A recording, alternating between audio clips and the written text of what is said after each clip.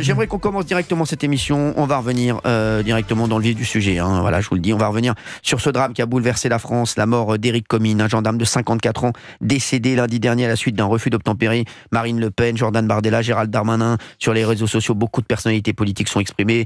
Bernard Cazeneuve, peut-être futur Premier ministre, s'est exprimé également. Ils se sont exprimés sur cette tragédie, sauf, une fois de plus, la France insoumise. Alors, vous allez me dire, on en parle tous les jours, mais le problème, c'est que tous les jours, ils se mettent à la faute. C'est quand même incroyable, cette France insoumise. Et c'est vrai qu'on a vu aussi, on va revenir dans un instant sur les tweets, les réactions qu'il y a eu autour de ce qu'a dit Harmonie Comines, la femme de ce gendarme. Et c'est vrai que j'ai vu des choses ignobles sur les réseaux sociaux. C'est absolument incroyable. On a tout de suite un coup de gueule d'ailleurs de Karim qui est avec nous, qui va arriver dans un instant. Karim, un auditeur qui doit nous appeler. Je le vois sur l'écran, mais apparemment il est encore dans le métro. Voilà, il va nous appeler dans quelques instants. Gauthier Lebret, c'est incroyable quand même. Alors pourquoi ils ne réagissent pas ? Pourquoi ça ne réagit pas à gauche ou ça réagit peu à gauche, non seulement au drame, mais aussi au discours de la veuve du gendarme ? Parce que idéologiquement, ça ne rentre pas dans leurs propos et dans ce qu'ils souhaitent et ce qu'ils espèrent, puisque la veuve du gendarme a eu un discours très fort, très puissant, très émouvant, dans lequel elle dit « La France a tué mon mari ». Qu'est-ce qu'elle veut dire par là ? Évidemment, quand vous avez un homme qui a été condamné 10 fois, qui est capverdien, qui est en situation régulière, qui donc a eu un titre de séjour renouvelé malgré 10 condamnations. Bien évidemment, ça vient totalement percuter ce que peut dire la France insoumise et leurs alliés au sein du nouveau Front populaire, puisque pour reprendre le programme du nouveau Front populaire, je me souviens très bien d'avoir étudié, on en avait parlé ici d'ailleurs, leur programme migratoire, c'est toujours plus d'immigration. Et sur, évidemment, le programme judiciaire, il n'y a rien pour augmenter les peines et pour qu'un homme qui a été condamné 10 fois ne puisse plus être en France quand il est étranger. Et pour un Français qui a été condamné 10 fois, pour qu'il puisse être derrière les barreaux pour ne pas recommencer. Donc évidemment, ça vient percuter leur discours politique. C'est en contradiction avec tout ce qu'ils proposent. Donc ça explique leur silence. Alors, il y a autre chose qui fait énormément parler, je vous le dis, c'est la réaction aux propos d'Harmonie Comines. Il y a beaucoup de gens vraiment qui ont réagi sur les réseaux sociaux. On va en parler dans un instant. Il y a eu des choses incroyables et des choses ignobles. Pour le moment, on a Anthony en ligne. Anthony, et après on aura Karim qui viendra juste après. Pour l'instant, c'est Anthony qui nous appelle de Bretagne. Bonjour Anthony. Bonjour Cyril. Merci d'être avec nous Anthony. Vous nous appelez d'où exactement en Bretagne ? De Serran. Serran ? Je connais très bien. Petite commune au nord de Vannes. Je connais. Vous avez sévi là-bas ? J'ai pas sévi là-bas, mais on m'a demandé de sévir. Et j'ai refusé pour des raisons qui nous incombent et qui m'incombent d'ailleurs, qui ne vous incombent pas, Valérie Benaïm. Anthony, vous faites quoi dans la vie ? Je suis agent de navigabilité. Et avant, j'ai fait 19 ans d'armée, j'ai fait une reconversion. Ah d'accord, c'est quoi agent de navigabilité ? C'est ceux qui s'occupent de faire la programmation de maintenance des avions que vous prenez, qui s'occupent de faire les programmes de maintenance et d'assurer la sécurité. Anthony, quoi, les avions qu'on prend, genre quand on va avec tout le monde, quoi, que tout le monde prend, quoi. Oui, absolument. Ouais. Pas que moi. Absolument. D'accord, parce que moi je prends peu l'avion, mais par exemple Valérie Benaïm qui voyage toute la journée avec mon oseille, elle pourra témoigner prochainement, mais elle voyage beaucoup. Anthony, il n'y a pas de risque. Et en ce moment, je trouve que ça bouge grave l'avion. Je sais pas pourquoi, je trouve que ça bouge plus qu'avant. C'est bizarre. C'est normal ou bien Non, il suffit de rester attaché. D'accord. J'aide les autres. Merci Anthony pour votre conseil. On se retrouve demain sur Europe 1. Merci. C'est tout pour aujourd'hui. Anthony, j'aimerais qu'on revienne sur cet acte ignoble justement sur la réaction de la femme de ce gendarme qui a été incroyable pour moi. Je suis d'accord avec tout ce qu'elle a dit, même si des donneurs de leçons, encore une fois, sur les réseaux sociaux sont venus mêler leur grain de sel, ils ont mis leur grain de sel partout, ils ont encore sali ce beau témoignage. Mais comment on peut s'en prendre à une femme qui vient de perdre son mari dans des conditions atroces ? C'est insupportable, je vous le dis. Tiens, d'ailleurs, je parlerai des donneurs de leçons dans un instant, parce que je vais vous lire un article de Libération qu'ils ont fait sur ma rentrée télé et radio. Je vais vous lire, vous allez voir, c'est délicieux. J'ai contacté le journaliste hier par réseau, là sur les réseaux en DM. On s'est un petit peu parlé, je vous livrerai notre conversation. Pour le moment, Anthony, qu'est-ce que vous voulez dire sur l'antenne d'Europe 1 ? En fait, j'aimerais savoir à partir de quand un juge ou un député va mettre en jeu sa responsabilité sur les décisions qu'il prend. C'est-à-dire que quand un juge libère en avance une personne qui a pris 15 ans de prison, si on le libère au bout de 13, qui est responsable des 2 années qu'il était censé faire en prison ? Qui va être responsable de cette personne si jamais elle commet une récidive ou s'il a commis un autre acte délictueux. Alors, je suis tout à fait d'accord avec vous. C'est vrai que ça c'est une question, mine de rien, qu'on s'est jamais posée dans une de nos émissions, ni en télé, ni en radio. Reda Bellage, vous êtes porte-parole du syndicat de police Unité Île-de-France. Vous avez la réponse ou pas du tout? Non, j'ai pas la réponse, parce que nous, que ce soit les gendarmes ou les policiers, on fait le job. Ouais. On a diminué en nombre d'effectifs, et malgré ça, on continue à faire des interpellations. Je viens souvent à vos émissions d'ailleurs pour les commenter. Et là, on est dans le cas où vous aviez des gendarmes qui essayaient de faire un simple contrôle routier, et puis voilà, il y a quelqu'un qui a voulu échapper. On a vu les images qui sont extrêmement violentes, qui sont sorties. Franchement, ça fait froid dans le dos. Vous imaginez la famille de ce gendarme qui voit ces images? Vous vous rendez compte du choc? C'est insupportable.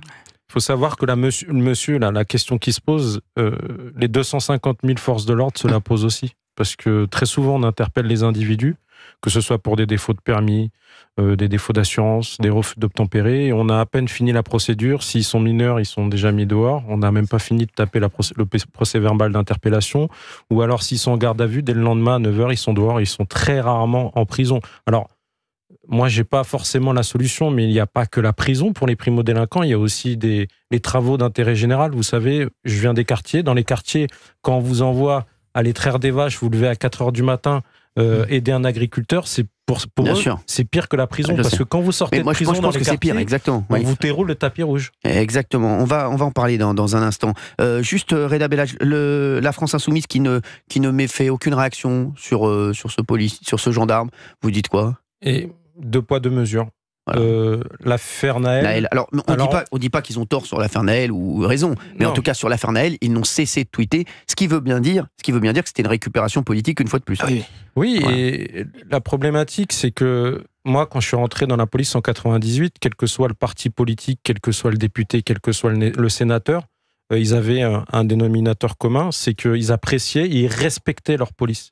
Aujourd'hui, quand vous entendez certains députés de la LFI ou certains écologistes également, avec des mots qui sont durs et forts, et qui sont durs pour nous à entendre, de dire que la police tue, que la police contrôle leurs enfants et les tue, pour nous c'est grave. On aura la sœur d'Harmonie Commune à l'antenne dans un instant, qui nous a appelé apparemment même spontanément, je crois. Voilà, c'est ça qui est fou. Elle sera avec nous à l'antenne dans un instant. La sœur d'Harmonie Commune, c'était son beau-frère, Éric Comines, ce gendarme qui a été tué. Elle sera avec nous dans quelques minutes sur Europe 1, puisque je la vois sur mon écran. Juste avant, sur la France Insoumise et sur ces deux poids deux mesures. Sarah Knafo. Ce qu'on remarque, c'est que la France de Jean-Luc Mélenchon n'est pas la France d'Éric Comines. C'est pas la France des gendarmes. Jean-Luc Mélenchon, il trouve le mot de passe de son compte Twitter quand il s'agit de l'affaire Naël, quand il s'agit d'Adama Traoré. Donc on remarque que la gauche est le plus souvent du côté des délinquants que du côté des innocents, que du côté des gendarmes, des policiers. Et là, dans cette affaire, on a véritablement la preuve par mille qu'il est innocent. Vous avez vu la vidéo. Bien sûr. C'est un gendarme innocent qui faisait tout simplement son travail. Il n'y a aucune excuse à trouver. La gauche n'aurait réagi que si le chauffard était mort en le percutant. Voilà. Exactement. Mais c'est ça qui est dingue, c'est qu'ils auraient réagi. S'il y avait eu un drame dans l'autre sens, c'est sûr et certain. C'est-à-dire que ça ne fait aucun doute. Avant d'avoir Anthony, notre auditeur, qui va réagir là-dessus, oui, Sarah voulait rajouter quelque chose. On parlait tout à l'heure de Libération sur vous, mais alors si vous regardez Libération de ce matin, j'ai regardé, il n'y a pas une ligne sur le témoignage d'Harmonie Commune. Exactement. Et quand on regarde l'affaire Naël, ils ont fait 7 unes.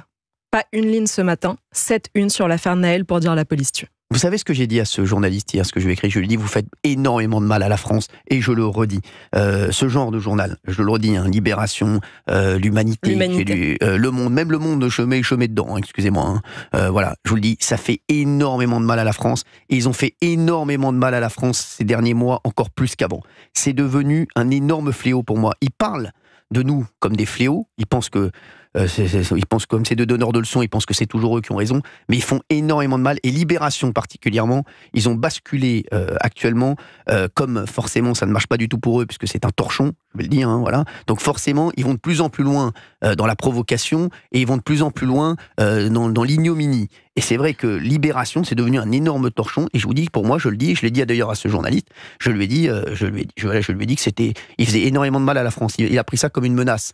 Je dis non, je menace que les puissants. puissant. Je vais pas menacer ce jeune homme que voilà, que j'ai vu sur les réseaux, qui est très sympa certainement, à part de travailler sur Libération, il doit faire ce qu'on lui dit, c'est tout. Gilles Verdez. Il y a des réactions qui me hérissent du côté de la gauche, mais quand j'entends Sarah Knafou dire la gauche est du côté des délinquants, on ne peut pas laisser passer ça. La gauche n'est pas du côté des délinquants. Naël, c'était pas un délinquant ? Non, mais la gauche estime qu'il faut une justice Adama Traoré, c'est pas un délinquant. Non, mais attendez, vous pouvez pas dire que la gauche est du côté des délinquants. La gauche n'est pas forcément laxiste. Moi, je suis de gauche et sécuritaire. Être de gauche, Gilles Verdez, pour moi, dans toutes les interventions que vous avez faites, et je le redis sur Europe 1, parce que je suis également sur C8, vous le savez, je reprendrai lundi prochain, dès 18h05, sur C8.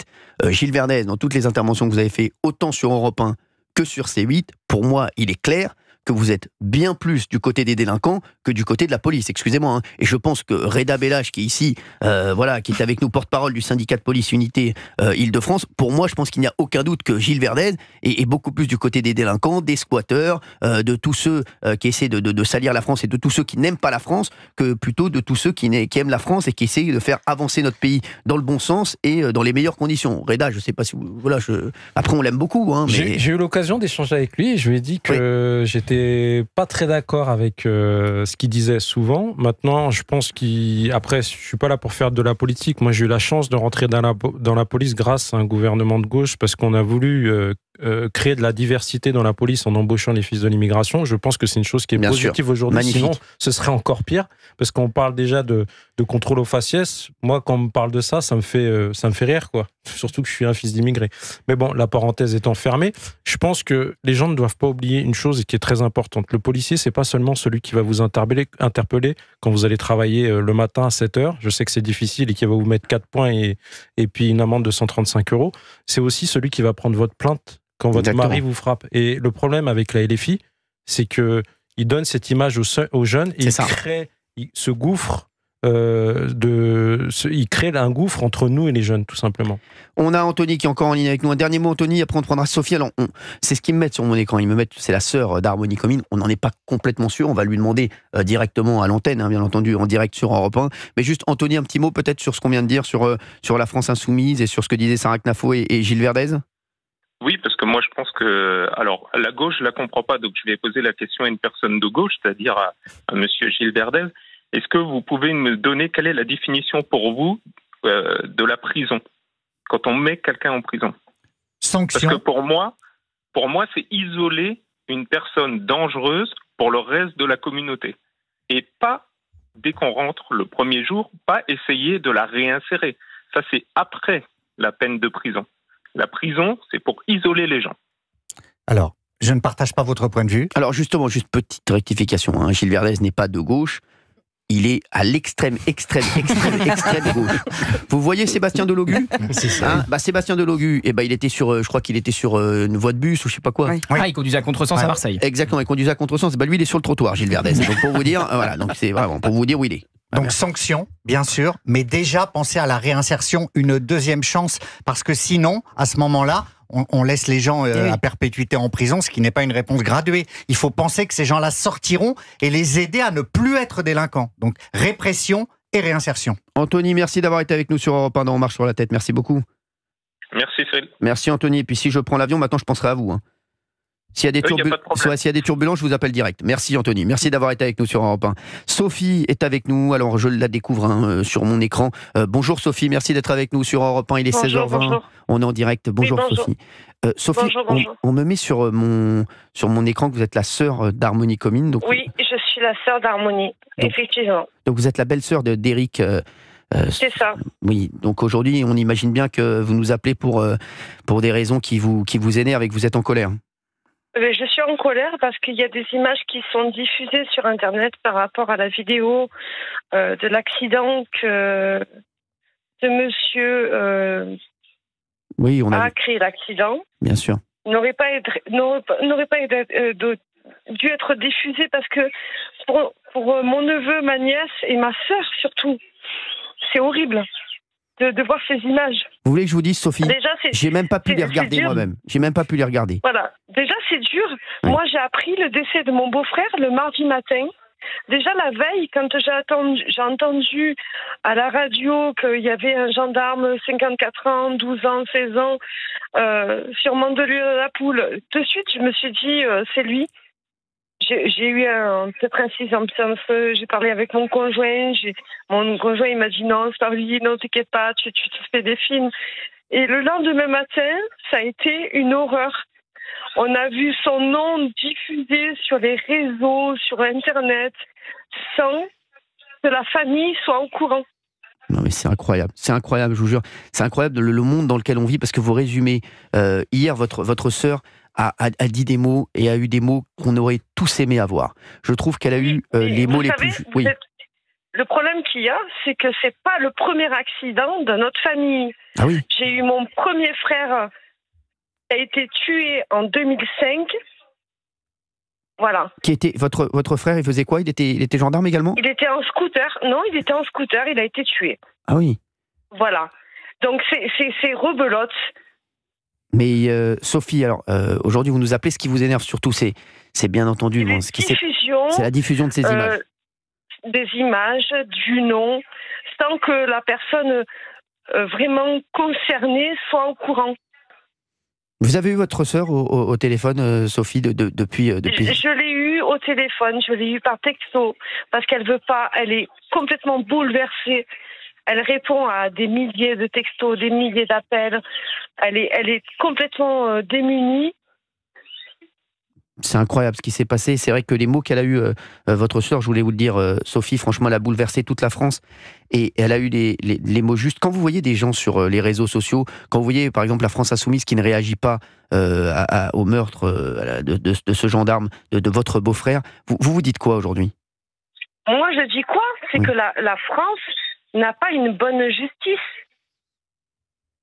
Oui. Bah, il avait été condamné 10 fois. Elle n'a pas une bonne justice. Il a été condamné 10 fois. Parce que quand on vous dit, on vous arrête parce que vous êtes en défaut de plaque, on vous enlève 1 point. Le problème, c'est qu'il avait été condamné 10 fois. Hein, voilà. C'est un récidiviste. 10 fois. Bah, plus que récidiviste. C'est multi récidiviste. Donc, il y a un problème. Ce n'est pas normal. On doit lui retirer le permis. Non, mais on doit tout lui retirer. Nous en France, on doit lui on retirer. est français. Sophie, on doit lui retirer. Français, on applique la loi. Moi, j'applique la loi. On doit lui retirer non seulement son permis, mais aussi son titre de séjour. Hein. Non, mais le titre de séjour, après, on ne sait pas. Peut-être qu'il est là pour des personnes, on ne sait pas avec ce qui se passe. Mais retirez-lui le permis. Déjà ça, à la base. À la base. Sophie, vous nous avez appelé spontanément, en fait, sur l'antenne d'Europe 1 ? Oui. Ah oui, c'est incroyable. Bah, oui. Franchement, c'est incroyable. Vous nous écoutiez. Sophie nous a appelé. Donc c'est la sœur d'Harmonie Comine, donc la belle-sœur donc de ce gendarme à qui on pense tous très très fort. On pense tous à votre famille. Reste avec nous en ligne, Sophie. Sur Europe 1, on va se retrouver dans un instant. Il y a Sarah Knafo qui voudrait vous poser une question. 01 80 20 39 21. Vous restez avec nous, bien entendu. Gilles Verdet, est-ce que vous entendez ça? Qu'est-ce que vous dites? Je suis bouleversé.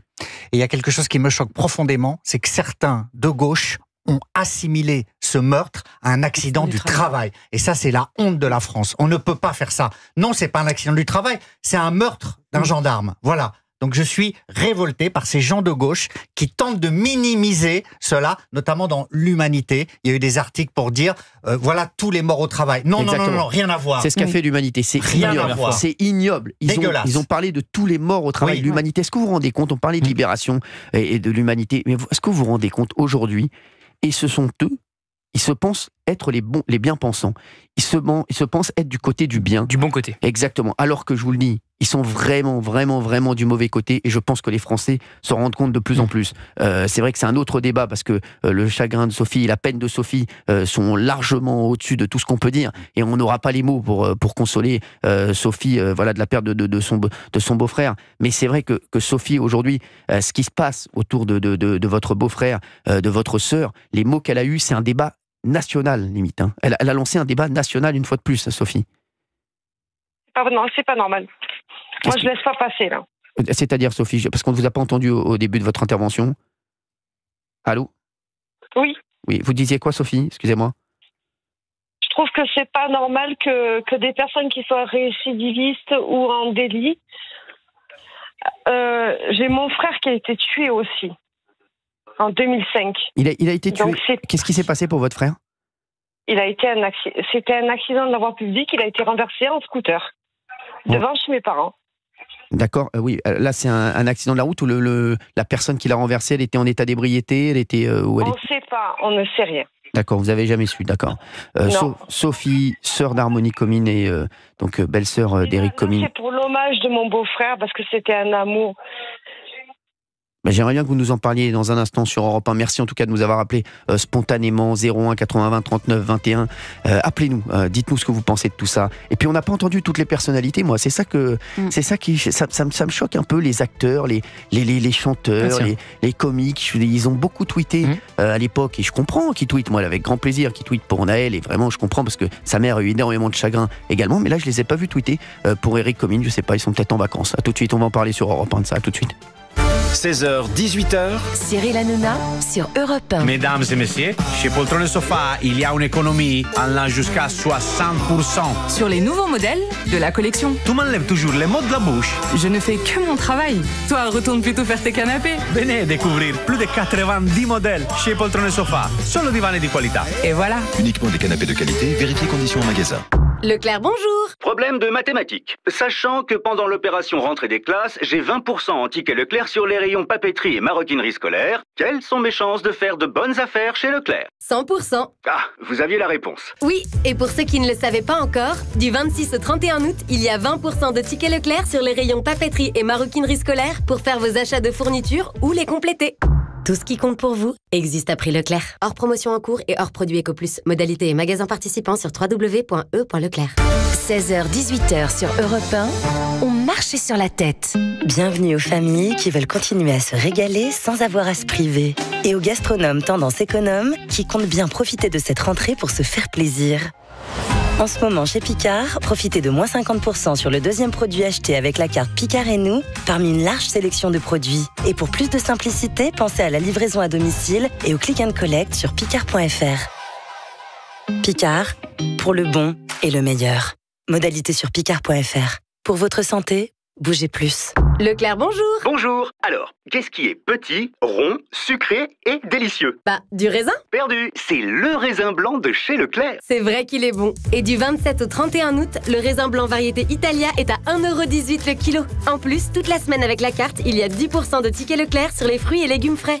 Chez Leclerc, le goût du frais, ça se défend tous les jours. Catégorie 1, origine Italie, modalité et magasins participants sur www.e.leclerc. Offre un ticket Leclerc à activer sur l'application Mon Leclerc et limité à une utilisation par semaine. Europe 1, le journal permanent. Le journal permanent, c'est à 16h30 tous les jours sur Europe 1 et c'est avec Émilie Dez. C'est la première médaille française aux Jeux paralympiques. Marie Patouillet a décroché tout à l'heure la médaille d'argent sur le 500 mètres contre la montre. La France assurée d'avoir une deuxième médaille avec la qualification pour les demi-finales de la paire Fabien Lamiraud et Julien Michaud en tennis de table. Première journée de compétition. Aujourd'hui, les Français ont des chances de briller aussi en natation. Lucie Castet dit vouloir continuer à incarner l'alliance des partis de gauche, même si sa candidature pour Matignon a été écartée par Emmanuel Macron. Elle annonce se retirer de son poste à la direction des finances de la mairie de Paris. Le nouveau Front populaire n'a pas gagné les élections. C'est le Front républicain, lui répondent Carole Delga et Renaud Muselier. La présidente de la région Occitanie et le président du conseil régional de PACA ont tous les deux été reçus ce matin par Emmanuel Macron qui poursuit ses consultations. Gagner la bataille, c'est pourtant le thème des journées d'été du PS qui se tiennent aujourd'hui et demain à Blois. Le PS qui est profondément divisé sur la stratégie à adopter au sein du nouveau Front populaire. Olivier Faure, le premier secrétaire du Parti socialiste, se dit prêt à discuter avec toutes les formations politiques républicaines pour sortir de l'impasse, une ligne loin d'être partagée par tous. Le chauffard qui a été mis en examen après la mort du gendarme Éric Comine à Mougins avait déjà été arrêté 2 fois pour conduite en état d'ivresse. C'est le parquet de Grasse qui l'annonce. Invité ce matin de la grande interview Europe 1 CNews, le vice-président du RN, Sébastien Chenu, s'inquiète de l'augmentation des refus d'obtempérer. Il dit être favorable à une présomption de légitime défense pour les forces de l'ordre.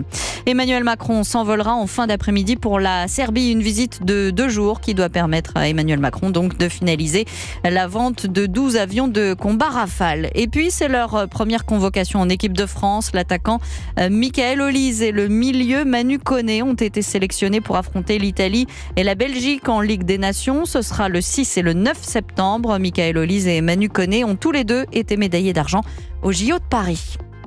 Merci beaucoup Émilie Dez. On vous retrouve tout à l'heure à 17h. Hein. À tout à l'heure. Vous avez le temps d'aller prendre un petit café, puis vous revenez tranquillement. Il est 16h31, on est sur Europe 1. C'est parti. Europe 1, 16h, 18h. On marche sur la tête. Cyril Hanouna. Merci d'être avec nous et on reparle sur Europe 1 à 16h32 maintenant de la mort de ce gendarme à Mougins. Bien entendu, c'était lundi, Éric Comines, mais ça a tellement vraiment ça a marqué tout le monde. Hein. Ça a marqué cette rentrée, vraiment la mort de ce gendarme et surtout derrière les mots de sa femme Harmonie Comines. On vient d'avoir la sœur de sa femme d'ailleurs qui était avec nous il y a un instant. On pense sur Europe 1 nous a appelé spontanément au standard 01 80 20 31 39 21 01 80 20 39 21. Appelez-nous vous aussi bien entendu. Et c'est vrai que son témoignage aussi était encore très fort. Alors, on s'interroge sur plein de choses, bien entendu, et on s'interroge notamment, c'est vrai qu'aujourd'hui, l'humanité, voilà, aujourd'hui, ce qu'a publié l'Humanité, ce journal, ou ce que publient des gens comme Libération, excusez-moi, l'Humanité qui dit aujourd'hui, qui donne le nombre de morts au travail. C'est pas possible de dire ça. Ils ont décompté cette mort au même titre qu'un chauffeur routier qui fait une crise cardiaque, par exemple. C'est fou. Ce qui n'a quand même rien à voir. Non, mais c'est incroyable. Et personne ne dit rien. On est les seuls à dire. Voilà, derrière, et puis derrière, ils vont tous dire que c'est nous qui avons tort. Mais vous sachez-le, je pense que c'est nous qui avons raison, et depuis maintenant de nombreux mois. Gauthier Lebray, la LFI qui ne parle pas, ces personnalités qu'on a entendues énormément lors du drame qu'il y a eu avec Naël, on les a entendus, on les a tous entendus, ils ont tous tweeté, ils ont tous fait des interviews. Aujourd'hui, on n'entend personne sur la mort de ce gendarme. C'est bizarre, en fait. Ça me semble bizarre, parce que c'est quand même c'est 2 morts et 2 drames, mais c'est vrai qu'on a l'impression que les drames sont à géométrie variable pour les personnalités. Mais dans la classe politique, chacun récupère les affaires qui correspondent à son agenda politique et à sa grille idéologique et à son narratif, comme le dit Valérie. Mais là, quand même, la grande différence entre l'affaire Naël et le meurtre de ce gendarme, c'est que l'affaire Naël est toujours en cours. Oui. Personne ne peut affirmer, le gendarme a-t-il bien agi, était-il dans l'exercice de son... Voilà, il y a un procès, il y a une enquête, et donc on pourra juger à ce moment-là, et la justice le fera, le gendarme a-t-il eu tort de tirer, ou a-t-il empêché qu'il y ait un mort conduit par ce véhicule enclenché par Naël. C'est quand même ça là, la grande différence. C'est-à-dire que là, il n'y a pas de doute sur le fait que ce gendarme a été tué de manière totalement horrible et affreuse. C'est quand même ça la grande différence. Sa belle-sœur nous appelait il y a un instant sur Europe 1 et elle nous disait, voilà, elle en a marre aussi de voir ces images tourner, les images de ce drame. C'est vrai elles sont extrêmement violentes. Gilles Verdez. Alors, sur les politiques, évidemment... Là, je ne parlais pas que des politiques. Mais justement... Voilà. Les artistes, les sportifs, là vraiment il y a une indignation sélective qui est malhonnête, qui ne leur rend pas honneur. Et c'est vrai qu'en France, il y a un vrai problème. On monte très vite sur une indignation quand la police ou la gendarmerie, entre guillemets, tue ou est responsable potentiellement d'un meurtre. L'affaire Naël n'est pas jugée. Mais quand c'est un gendarme ou un policier qui est tué, bizarrement, les artistes, les intellectuels mettent énormément de temps à s'émouvoir ou ne s'émeuvent pas. Et ça, moi, je le dénonce. Il y a une vraie frilosité. On ne peut pas avoir une indignation à géométrie variable. C'est impossible pour moi. C'est mépriser les forces de l'ordre qui nous défendent. Et moi, j'en discute souvent avec Reda. Reda Bellage, porte-parole du syndicat de police Unité Île-de-France. Voilà, qui considère parfois que je suis anti-police. Il faut le dire, Reda Bellage me dit ça.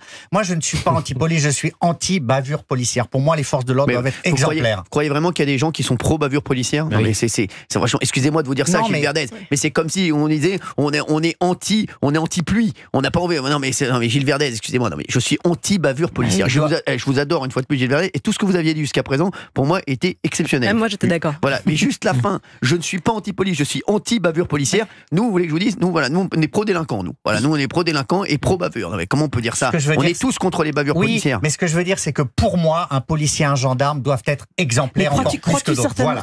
Attendez, Valérie Benaïm, attendez, 2 questions. Sarah Knafou. La question qu'on se pose, c'est où est Mbappé, qui, le jour de la mort de Naël, avait tweeté « Petit ange parti trop tôt, à la seconde ». Où est-il aujourd'hui pour Éric Cormines ? Éric Cormines, c'est pas un ange. C'est Mbappé qui avait tweeté, c'était pas aussi Omar Sy, non ? Omar Sy aussi, mais c'est Mbappé qui a dit petit ange parti trop tôt. Mais moi je comprends qu'Omar Sy et Kylian Mbappé tweetent et prennent position. Je trouve ça super de la part de Kylian ou de Omar Sy. Ils n'attendent pas la conclusion de l'enquête. J'aimerais aussi. Oui, mais à la limite, allez, vous savez quoi, on peut comprendre, ils sont sous le coup de l'émotion et ça fait de la peine à tout le monde. Donc lorsqu'il y a des drames comme ça fait de la peine à tout le monde et on se met à la place, comme l'a dit Reda Bellage tout à l'heure, de la maman de Naël, forcément on a de la peine. Et que Omar Sy ou Kylian Mbappé tweetent pour Naël et disent qu'ils sont fortement peinés, il n'y a aucun problème, on le comprend tous. Mais juste, comment se fait... Moi, j'aimerais bien aussi qu'ils tweetent aussi pour ce gendarme.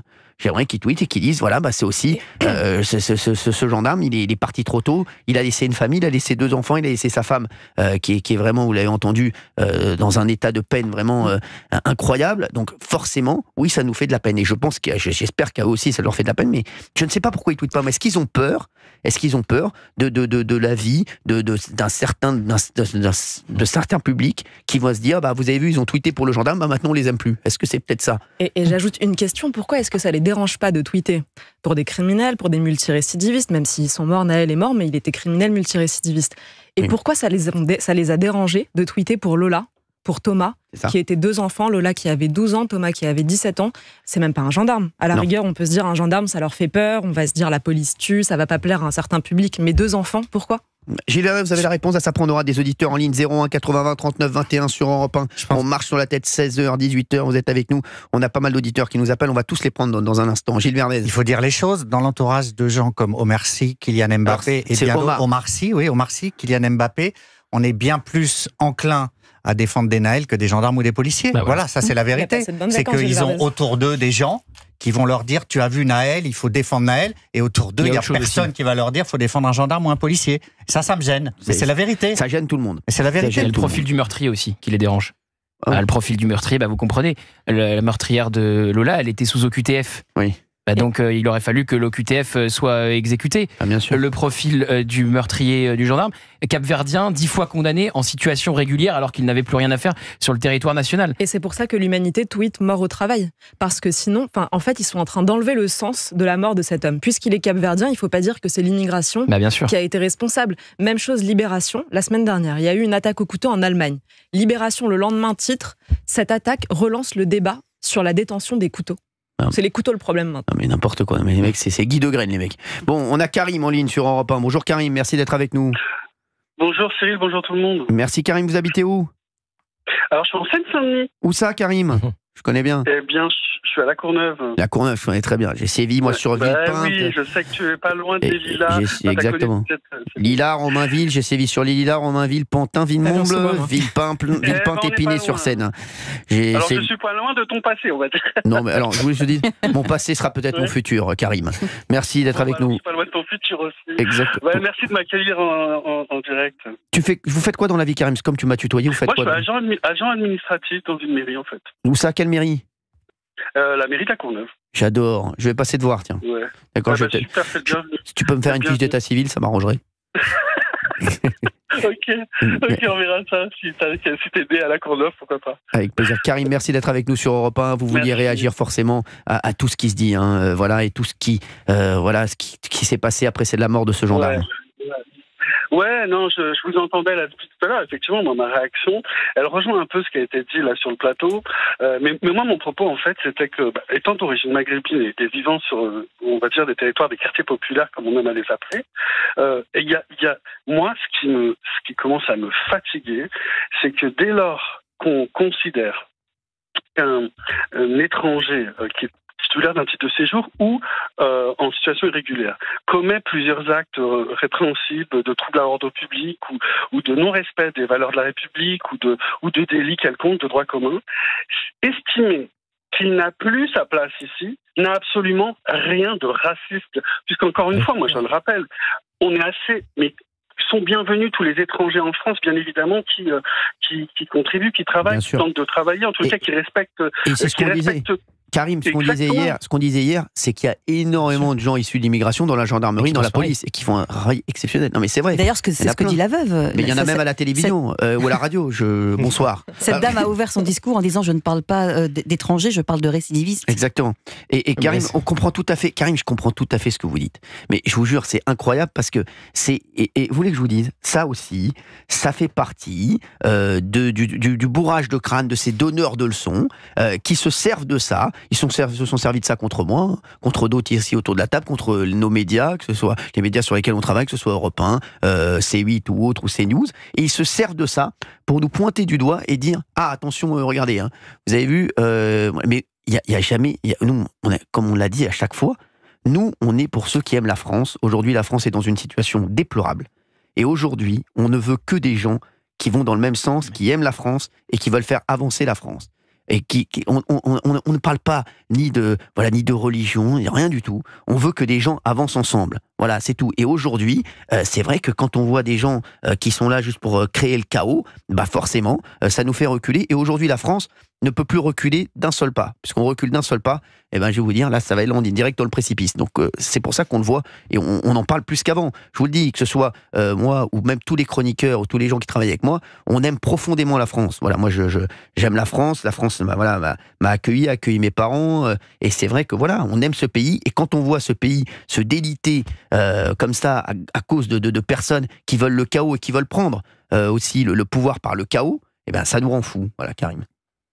Moi, ce que je voudrais rajouter, Cyril, c'est qu'en fait, cette espèce de logiciel vieux des années 80 qui consiste à dire que dès qu'on prononce le mot étranger, on est raciste. Je veux dire, moi, je l'utilise et je suis d'origine, enfin, je suis issu d'immigration. Hein.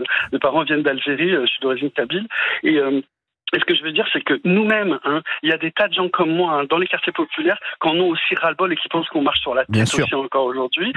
Et vous avez tout un discours comme ça, en tous les cas, un constat qu'on fait d'enfants d'immigrés de l'époque des années 70-80, où on se dit, mais nos parents nous avaient éduqués dans le respect de la France, dans le respect de la République, et on a l'impression qu'il y a un décalage avec cette nouvelle vague comme ça qui arrive avec cette défiance de la France, de la haine de la France, genre à un moment donné, c'est là où on marche sur la tête. Mais si vous ne l'aimez pas, quittez-la. Et puis si vous l'aimez, mais vous êtes les bienvenus en fait. Mais je vais vous donner un exemple. J'en parlais encore. Ce qui s'est passé à la synagogue la semaine dernière avec cet abruti. Cet abruti, il fait mal à qui? Il fait mal aux musulmans. Combien de musulmans m'ont appelé et m'ont dit, Cyril, on veut plus de gens comme ça. Voilà, ils nous font mal. Ils nous font encore plus de mal à nous. Tu dis un truc super important. C'est qu'en fait, moi, je tiens à dire que je suis de culture musulmane et que je suis maghrébin et que moi, personnellement, j'ai pas envie d'être le supplétif d'un Mélenchon qui consiste à stigmatiser comme si tous les musulmans étaient antisémites. Et ça, il est grand temps que les Maghrébins de France, les musulmans de France, les subsahariens, enfin tous ceux qui sont de culture musulmane, le Sri Lanka, le Bangladesh, tous ces gens-là, qui comprennent bien qu'à un moment donné, va falloir arrêter d'être instrumentalisé par ce gars, qui d'ailleurs, je le rappelle, on a Google, on a tous YouTube aujourd'hui, avait un discours complètement inverse dans les années 90. Exactement, bah oui. Simplement, voilà, on peut fact-checker tout ce que je dis. Il y a un moment donné, on n'instrumentalise pas et on communautarise pas un électorat, c'est de l'hypocrisie. Il en a rien à foutre des quartiers populaires. Le mec, il y habite même pas. Donc, il y a un moment donné, moi, j'y vis, je sais ce que c'est.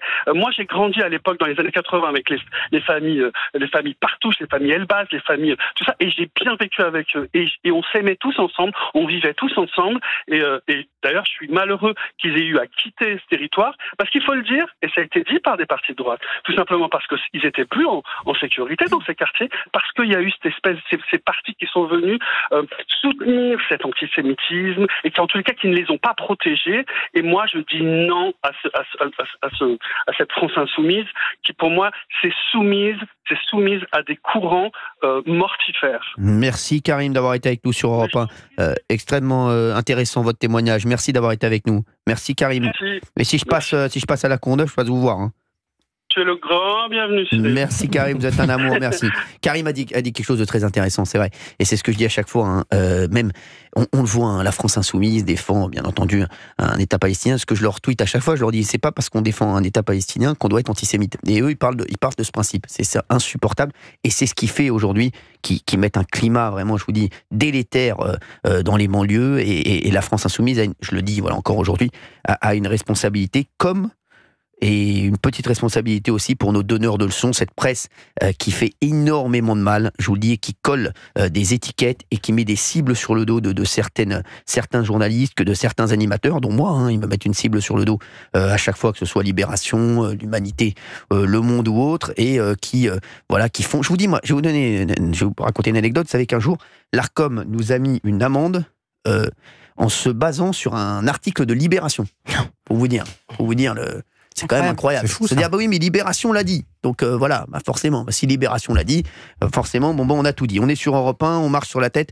Et c'est vrai que quand on entend des choses comme ça, on marche réellement sur la tête. On parle de ces personnalités qui n'ont pas réagi. Fabien Lecoeuf, vous qui êtes le spécialiste people, pourquoi les personnalités ne réagissent pas? Voilà, la mort d'un gendarme, pourquoi on ne voit pas de tweets d'acteurs, de chanteurs, Marion de footballeurs? Cotillard, par exemple, qui avait beaucoup réagi sur Naël et d'autres acteurs, chanteurs. Tout simplement, c'est un positionnement. On sait que c'est un métier qui est beaucoup à gauche. On le sait, c'est avec cette forme d'idéologie, de considération. 10% d'impôts.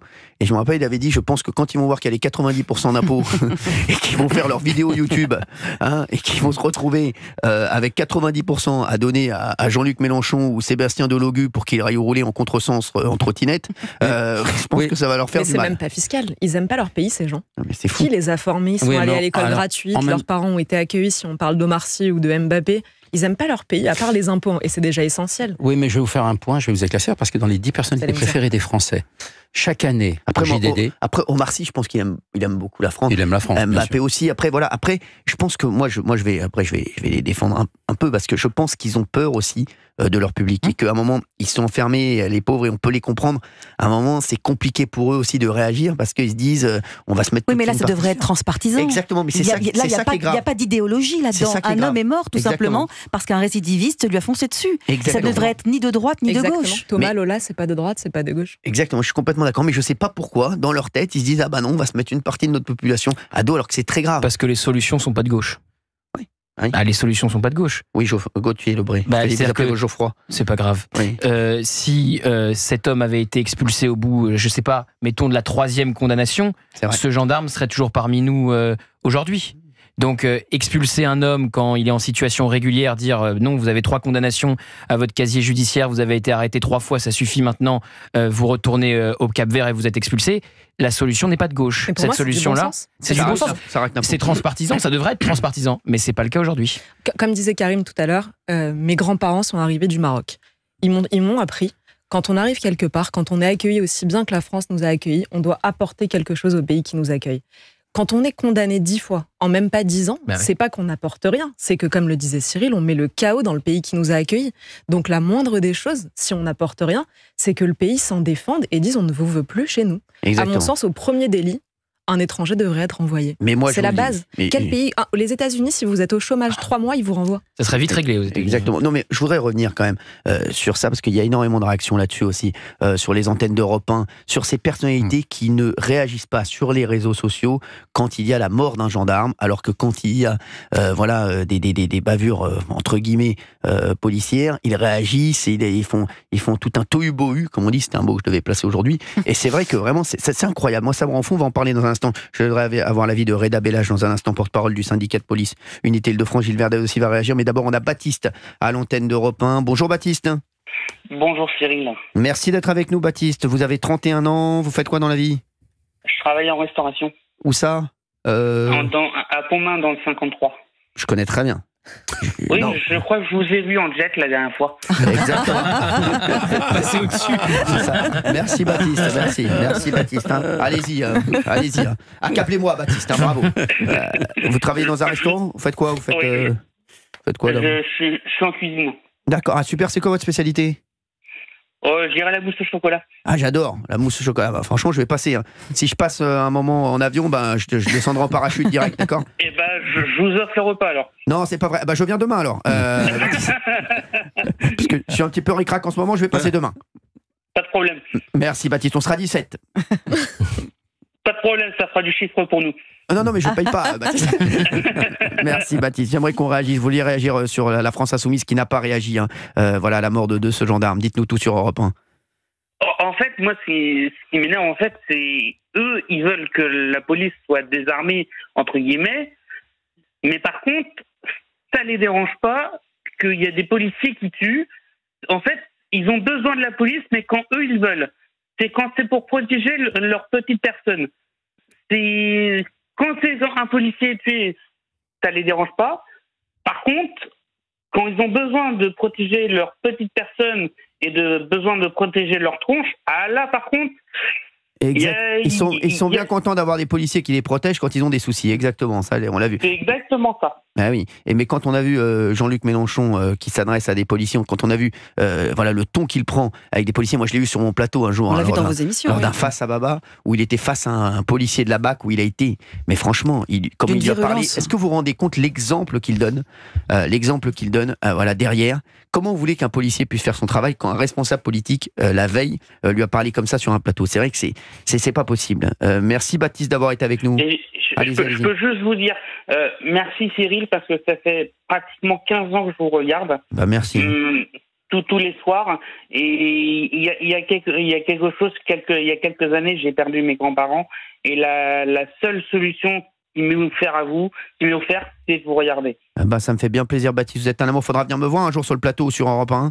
Quand vous voulez. Je suis déjà venu l'année dernière. Et la prochaine fois, vous me faites un petit coucou, vous me dites c'est Baptiste, le spécialiste de la mousse au chocolat, je saurai qui vous êtes. De toute façon, je repasserai en décembre pour le Téléthon, donc en même temps. Vous venez me voir vite, Baptiste. Je vous attends en décembre. Je vous apporte la mousse au chocolat en même temps. Faites vite, parce qu'on doit fermer fin février, donc... on rigole. Merci. Mais on va tout liquider, là. On est en liquidation totale, là. Merci, Baptiste. Merci d'avoir été avec nous. Je vous fais de gros bisous. Merci d'avoir été avec nous sur Europe 1. Merci. Il est 16h52. Merci d'être avec nous sur les antennes d'Europe 1. Appelez-nous 01 80 20 39 21. On réagit justement à ceux qui ne réagissent pas.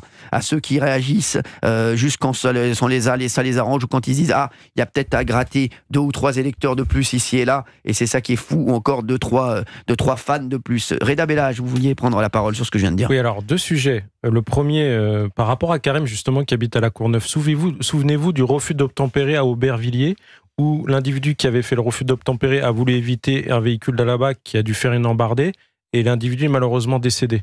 Dès le lendemain, vous avez une attaque du commissariat.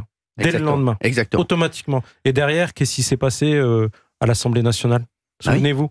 Et les filles parlaient de peine de mort. Que le refus d'obtempérer, c'était une peine de mort. On a l'impression que la loi s'inverse, en fait. On ne vit pas dans le même monde. Non, mais ce qu'on disait hier, c'est qu'on a l'impression, et quand je parle, je vous dis, à des policiers, à des gendarmes, on a l'impression qu'ils ont plus peur pour leur vie que quand on parle à des délinquants qui disent ça va aller, de toute façon ça passera, de toute façon on va faire 48 heures de garde à vue au pire des cas et on va ressortir derrière.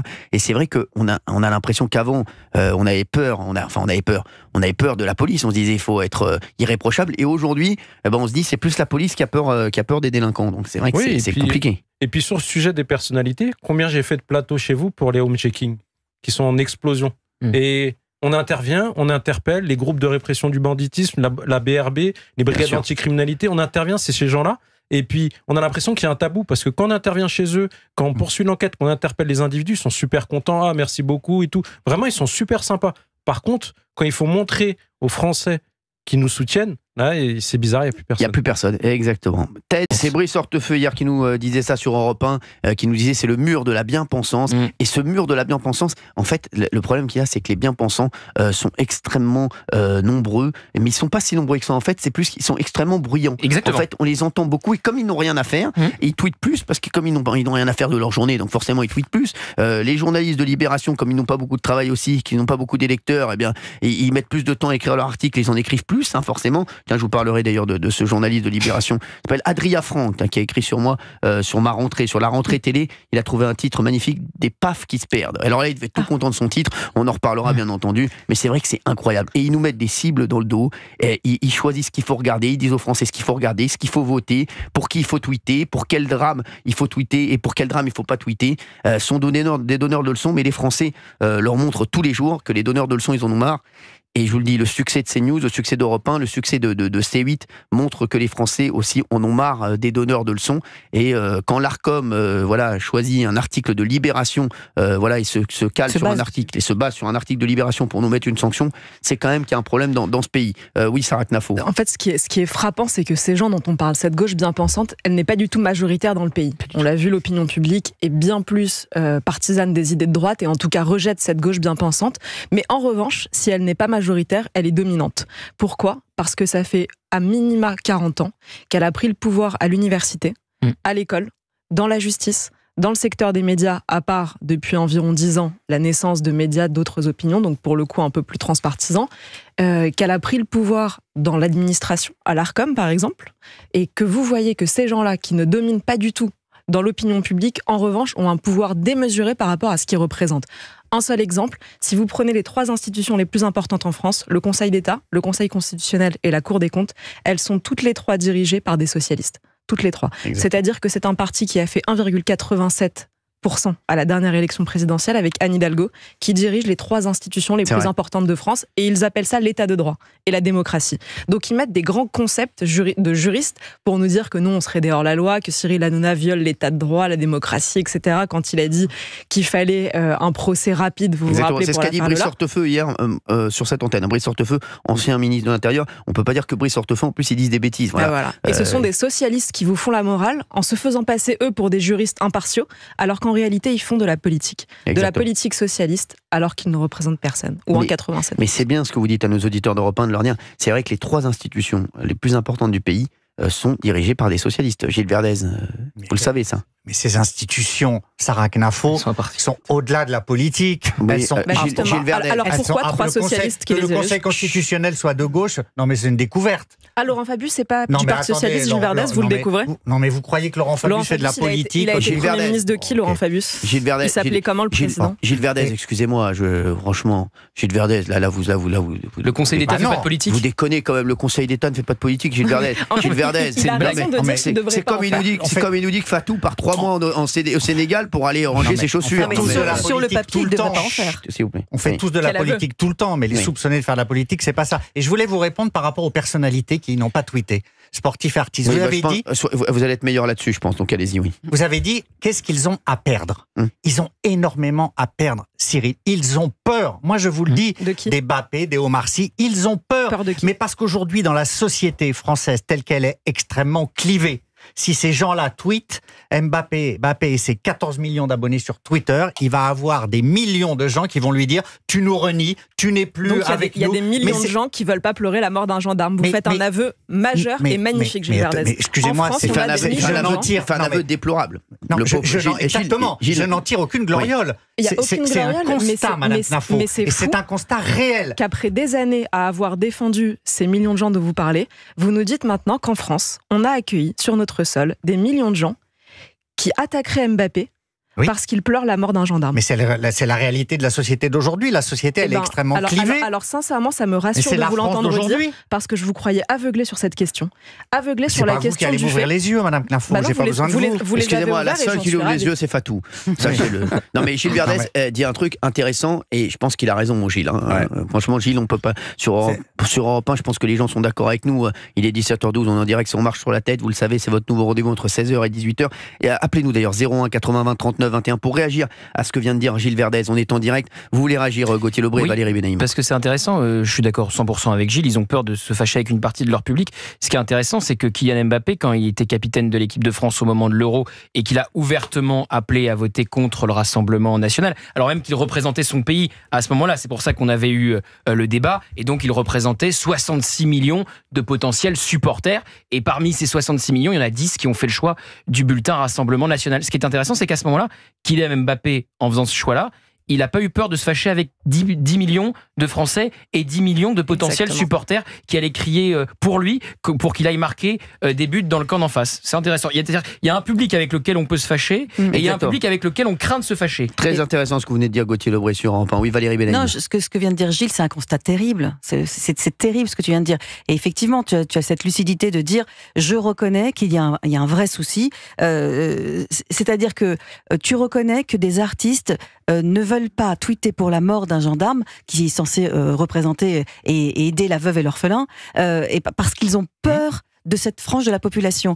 Mais c'est un constat absolument déplorable. Oui. Mais lucide, à mon avis. Mais à mon avis, c'est lucide. Mais ce que je veux dire, c'est que ça fait 20 ans que des gens disent, en politique, dans le journalisme, pour ne pas les citer, quelqu'un comme Éric Zemmour, qui dit depuis 20 ans, on a accueilli des gens en France... C'est au hasard que vous avez cité Éric Zemmour? Au hasard, j'aurais pu citer quelqu'un d'autre. Donc, il y a des gens qui disent, ça fait 20 ans qu'on accueille des gens qui sont sur le territoire français et qui, parce qu'on leur a pas donné la bonne éducation, qui, parce qu'on les a accueillis en nombre trop grand, ce qui les empêche de s'assimiler, se retrouvent ici et soit ne nous aiment pas, ne partagent rien avec nous, soit pour certains, carrément nous détestent. Pour moi, il faut nous détester pour ne pas vouloir pleurer avec nous la mort d'un gendarme, et pire encore, pour en vouloir à un footballeur qui, lui, pleurerait la mort d'un gendarme. Et ce que je veux dire, c'est que pour en arriver au diagnostic de Gilles Verdez, on a passé 20 ans à diaboliser ceux qui disaient ça avant. Donc la question qu'il faut se poser, c'est mais qui sont ces gens ? Qui sont les millions de gens dont parle Gilles Verdez qui n'accepteraient pas de pleurer la mort de Thomas ou de Lola ? Et pourquoi est-ce qu'ils sont là ? Moi, je vais vous dire, moi, je pense que ces artistes qui ne tweetent pas se trompent. Exactement, et je pense que ce qu'a dit Harmonie Comine, elle a été claire. Elle a dit, moi, je ne parle pas d'étrangers, je parle de multirécidivistes. Et je pense qu'elle a eu raison de dire ça. Et c'est important qu'elle ouvre là-dessus. Et je pense qu'au contraire, je vais vous dire, la mort de ce gendarme, moi, je ne peux pas imaginer qu'elle ne fasse pas de peine à l'ensemble, pratiquement à l'ensemble de la population. Après, c'est vrai que quand je vois le papier de l'Humanité ou quand je vois les papiers de Libération, je pense plus, limite, et c'est très grave ce qu'ils font, je pense plus qu'ils essaient de choquer ou d'essayer de trouver des angles pour essayer de vendre parce qu'ils pensent surtout à sauver leur peau plutôt qu'à faire du vrai journalisme. Donc c'est dramatique, mais ils sont dans la lignée de Jean-Luc Mélenchon et de ce qu'il fait. Jean-Luc Mélenchon, il va au gré du vent, comme on l'a dit, il y a 20 ans, il ne pensait pas du tout la même chose que aujourd'hui. Je peux me permettre une nuance avec vous, Cyril, parce que moi je pense que le fait qu'il soit étranger rentre dans l'équation. Parce que s'il était français multirécidiviste, il faudrait se tourner tout simplement du côté de la justice en disant pourquoi vous avez libéré un homme qui a été condamné 10 fois. Là, on peut aussi se tourner du côté des préfets, etc. Comment un homme qui a été condamné 10 fois puisqu'il est étranger a pu avoir son titre de séjour renouvelé. C'est-à-dire qu'au bout de 2 fois, si on dit le titre de séjour c'est terminé, il est plus renouvelé. Encore une fois, le gendarme Comine est avec nous aujourd'hui. Donc ça entre quand même en ligne de compte le fait qu'il soit étranger dans cette affaire. Absolument. François est avec nous sur Europe 1, il est informaticien. Bonjour François, merci d'être avec nous à 17h15 en direct. Oui, bonjour, merci de me prendre en ligne. Je voudrais rebondir sur la question, est-ce que les derniers juges qui ont condamné ce multirécidiviste n'ont pas aujourd'hui honte en se regardant dans une glace vu le décès de la personne ? Oui, ça c'est vrai que ça c'est insupportable, François. Mais le problème qu'on a, ce sont aujourd'hui les institutions. Et aujourd'hui, la justice, même la justice, quand vous parlez à des juges, ils nous disent on ne peut rien faire. Il faudrait tout changer. Ils nous disent ça. Ils nous disent il faudrait tout changer. Quand vous parlez au ministre de l'Intérieur ou au ministère de l'Intérieur, on nous dit le problème c'est qu'il n'y a pas de place, il n'y a plus de place dans les prisons. Donc le problème qu'il y a, c'est que c'est un énorme problème de fond qui peut prendre des années. Et je vais vous dire, ce qui est le plus dramatique, c'est quand vous parlez avec des responsables politiques, ils sont pleins d'entrain les 2 premiers mois, les 3 premiers mois, et au bout de 4-5 mois, vous vous rendez compte qu'ils se disent tous, on peut rien faire. Et c'est ça qui est fou. Et Jacques Chirac, à l'époque, disait toujours, il disait même à ses ministres, si vous voulez rester, ne faites rien. Il avait compris et c'est vrai que, voilà, et aujourd'hui, le problème est là, et on le voit. Et Nicolas Sarkozy, je vous dis, Nicolas Sarkozy en 2007, il a essayé de faire énormément de choses, Nicolas Sarkozy. Et on le voit, il était volontaire, et on a vu qu'à un moment, j'ai l'impression qu'il s'est dit aussi, c'est compliqué de faire bouger les choses. Et aujourd'hui, le problème, c'est qu'on le voit. Emmanuel Macron, moi, je vais vous dire, ce qu'il s'est dit, après, je peux peut-être me tromper. Emmanuel Macron, il venait pas du tout de la politique. Il venait de la finance, on le sait, il allait plus vite que les autres, il est arrivé, François Hollande l'a fait rentrer le loup dans la bergerie, encore une fois, François Hollande, c'est François Hollande, on le connaît, on l'aime bien, mais François Hollande, c'est pas un stratège, il va pas se dire, Emmanuel Macron, il va me foutre dehors, c'est ce qui s'est passé.